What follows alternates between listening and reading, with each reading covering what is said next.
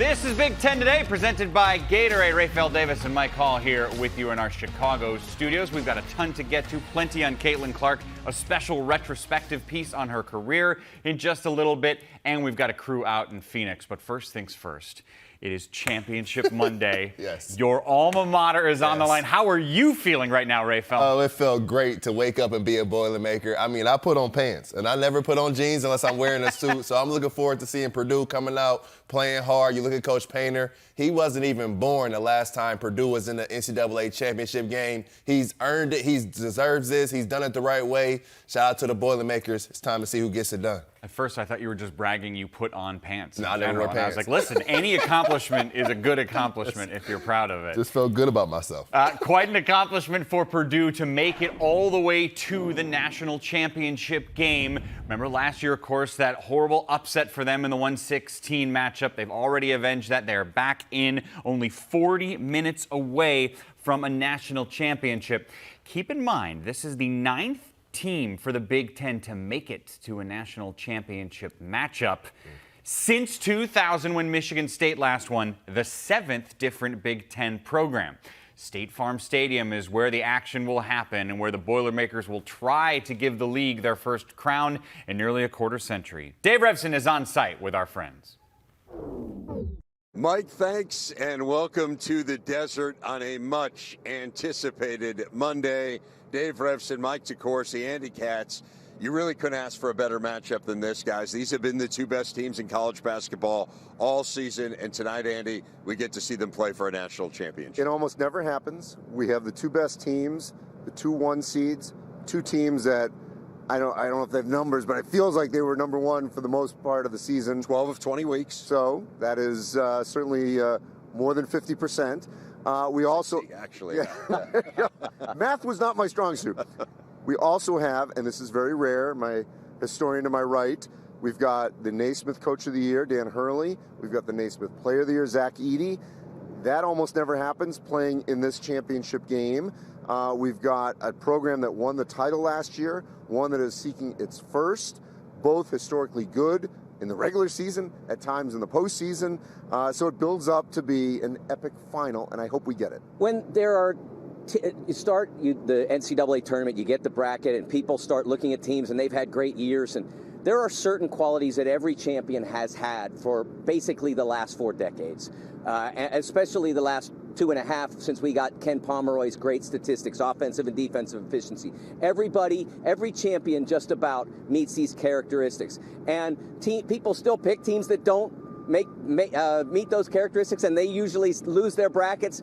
But this is a championship game with two teams that fit the qualifications. Do they have first-round picks? Zach Edey's going to be a first-round pick. Connecticut has a couple. Are they top 20 offense and defense? They are. So they have all the quality. So you have two teams that are, one of them is going to fit like a champion. We don't have can they do it? Can they break the mold? No, these are the mold. And if you're going to go down the Ken Pom trail, I mean, we have 1 versus 2 in right. Ken Pom, right? So these are, by efficiency measures, the two best teams in the country. It sets up to be an absolutely epic championship game, and we're going to spend a lot of time here over the next hour breaking it down. But I want to talk about the significance from Purdue's point of view. I mean, look, we are here to cover Purdue. We know how good this program has been, and this is something that I've been saying for a while now. We know that Purdue has the most Big Ten championships of any school. I think if you ask nationally, people who even are college basketball fans but don't follow the Big Ten like we do, I don't know that they'd come up with Purdue first. I think most people probably would come up with Indiana, maybe even Ohio State for those who are real students of the game. But obviously the answer is Purdue. And so what can this day do for Purdue and its perception nationally? Yeah, I mean, first of all, a lot of college basketball has been for a long time about breaking narratives. Sometimes I think it's about social media, but it's really not, because I go back to the 90s when Jim Calhoun couldn't win the big one, and then he did. So they've already done a lot of that work now. But this is an opportunity to win a championship. Only so many teams over the course of the 90-plus years of the NCAA tournament have gotten into this position. This is a chance for the Boilers to win a title, to hang that banner, to be one of those teams that has done it. And I sometimes people say, well, the pressure's more on UConn because they're expected to win. They're the favorite to win. But I think the pressure is distributed equally among the players on both sides because this is their chance to win it. This is an opportunity. I know some of the UConn guys already have rings, but there are enough of them that weren't part of that team. I really believe that this is about opportunity. This is our chance, if you're a Boiler, to win it all. Yeah, it's crazy. I mean, first of all, there were only two other games that they weren't favored to win. That was at Illinois and Arizona Indy, which I'm surprised to learn. But this is the first game that I can think of this season that they're not expected to win. Reaching this point, I do think cancels a lot of the past narratives. But you cannot ignore what happened in March the last 3 seasons.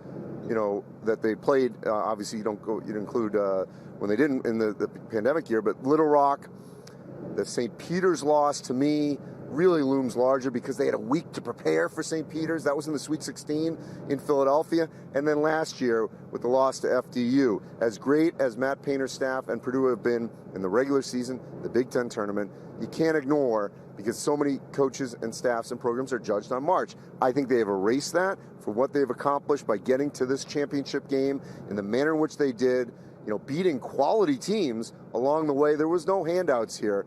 Going through Tennessee, even though NC State was 11, look what NC State did to get here, and it is still an ACC team. So I think they've canceled a lot of that by getting to this championship game. Yeah, it would have been nice to not have the best team in the country as your opponent, right? And I do think that becomes the challenge, and we've seen this with the Big Ten. I mean, we all know Michigan State in 2000, the last Big Ten team to win the national championship. This will be the 8th chance since then for the Big Ten. All 8 have gone up against #1 seeds. So as we kind of expand our viewpoint more so from the Big Ten's point of view than simply from Purdue's, what does this day mean for the Big Ten? Yeah, you know, I think, again, it goes into that narrative idea. The Big Ten, as you mentioned, has been in this circumstance so many times, which means they're playing good basketball. They're having good teams. They're producing great players and great entertainment during the course of the regular season, but they haven't won it. So it's something for, and there are a lot of them out there, Big Ten opponents, to bash the Big Ten with. It's sitting out there, and it's an easy tool. And if Purdue could win this game, then it's gone. They can't. What do they say then? Well, first of all, I'm glad you brought it up because sometimes people forget there were chances and plenty of them and a lot of good opportunities. I think back to 2015 with Wisconsin, had a lead against Duke and lost it late. Even the year before, I thought they were the best team in 2014 before Harrison's 3 over Josh Gasser for Wisconsin. They had multiple chances. Michigan, Illinois, Michigan State's been in this game multiple times. So it's been right there. But here, if you're going to win it, if you're Purdue, you have to go through, as you said, the best team, the team that won it last year. So I actually think if they win it, it would be even sweeter for the conference to get past Connecticut, this Connecticut team, to get a championship for Purdue and the league. Could not agree more. So how do they do it? We're going to talk about that here coming up throughout the show. But for now, let's send it back to Mike in Chicago. Dave, thanks. And March Madness tweeted out the fact that, yes, first time in 55 years, the Boilers are in the national championship game with a chance to wear that crown for the first time ever. And it has been a great program. I thought it was interesting those guys were talking about the fact that, you know, in the Big Ten, you understand how good this program has been. Yep. I want to know what you think is at stake in this game for Purdue, because I would argue, to follow up on that, this is a great opportunity for the national perspective of Purdue to lift up the program to where I think you think, and most of us around here believe it belongs. It is in that top 15, top 10 program caliber. Yeah, it should be in the national discussion. I spent a lot of time talking to Lewis Jackson about this, a former point guard at Purdue University. He feels like Purdue is reaching that upper echelon of college basketball, and I agree with you. But you got to have that national championship, and I agree with the guys. You hear Mike, you hear Andy, you hear those guys talk about Purdue being the leader in Big Ten championships in the Big Ten. That is tough to do, but no one talks about it nationally. No one gives Coach Painter that credit. So if Coach Painter is able to come away with this this NCAA championship, a national championship, on top of winning back-to-back Big Ten championship, it puts Purdue,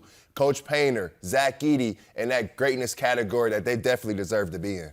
What does it do for Matt Painter? Because I would argue, in that same way that I'm thinking for this program, it felt like the one thing for the last, 5, 6, 7 years that was missing from Painter's resume was a Final Four. And I remember saying, he's got to get over that hurdle for the casual fan to realize he's a nationally elite coach. He's done that now, Yep. but 40 more minutes, what could be waiting for him on the other side? I mean, he'll be solidified as one of the greatest coaches in college basketball. I think when you talk to college basketball minds, some of the greatest coaches that's coached the game, they give Coach Painter his credit. You hear Coach Wright talk about it. Coach Painter, his mind, his offensive mind, being able to put the defensive schemes he puts out there. He deserves to be in the conversation, but a championship, it validates it. It puts him in a group that you can no longer take him out of. It's no longer a discussion of who the better coaches in the Big Ten are across the country. I think when you think of coaches in that 50 age range, that 50 and down range, Coach Painter is the leader of that group. He is the next great coach in college basketball. You think about overall in this championship, it'll give him that validation for sure. What's interesting, too, you think of how many national titles does Tom Izzo have?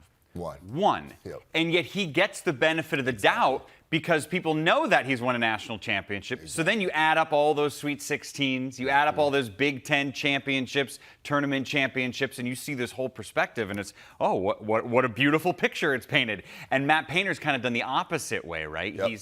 He's picked up all those other things that aren't necessarily nationally seen, but you're in the Final Four this year, your chance to be a national champion, that'll change the way he's seen forever. Oh, no, for sure. Then you think about how Coach Painter's built it. He's got his guys involved. You look at Purdue and some of the guys that they have been supporting the program, from guys back in the 90s coming to the Final Four, to Etwan Moore and the Baby Boilers, to my years, to Carson Edwards, Jay Knivey and those guys. They built a program. So now you win a national championship, you're going to start to get better recruits. You're going to start to get those guys that are going to play at the next level. And what that does is it takes your program to the very next level. When you start to get those NBA guys in that locker room, the guys that want to compete at the highest level but going to play at the highest level with the alum support that he has, with the school support that he has, it truly could turn Purdue into putting them in the conversation. They win this one, they get a couple more Final Fours, they get back to this position. We could be looking at a future blue blood. And to do it from the position of 1 year removed from losing in the 116 game and having no momentum at all and possible mental hurdles for them to then